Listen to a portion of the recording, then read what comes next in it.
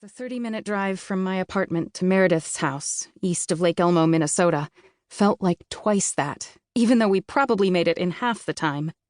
I hit Meredith's number on my phone, willing her to answer. When she didn't pick up, I hit it again, and again, and again. Fred finally put his hand on top of mine. That's not going to change anything. Should I call the cops? I don't know.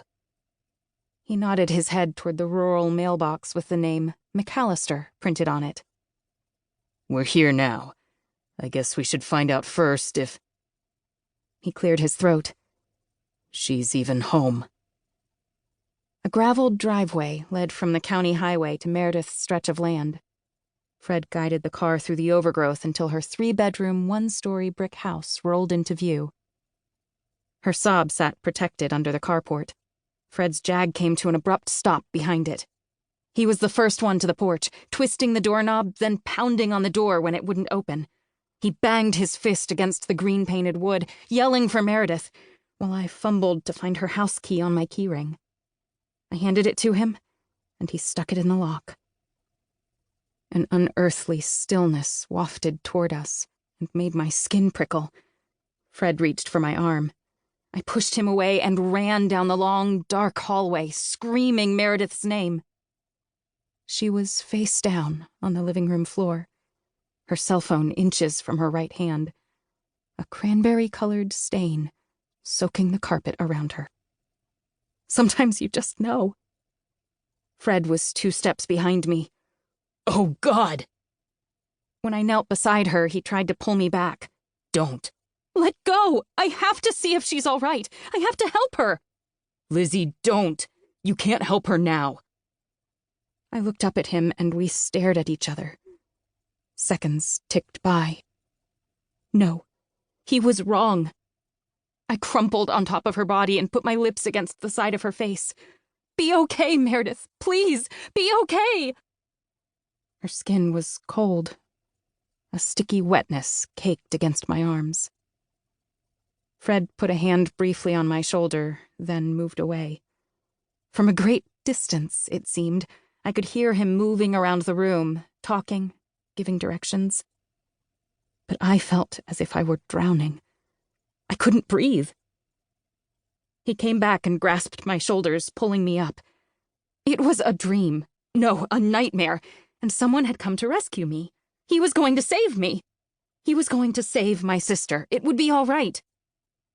We have to go outside, Fred said. Okay. I would go outside, and then I would wake up.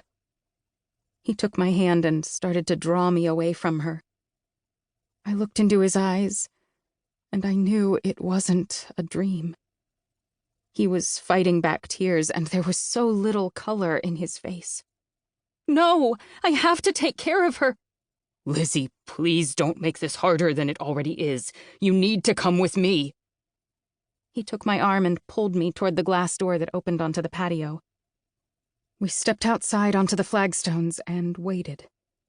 Waited for the police to arrive, for the ambulance to come, for the world to stop spinning. Fred walked over to the low stone wall that separated the patio from the backyard. He sat down and started to cry. His face buried in his hands, his shoulders heaving. That was more than I could do.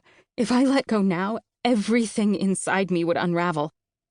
I paced the flagstones, tried to breathe, and waited.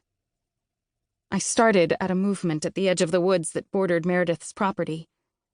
As I turned, someone took off running into the trees. Hey!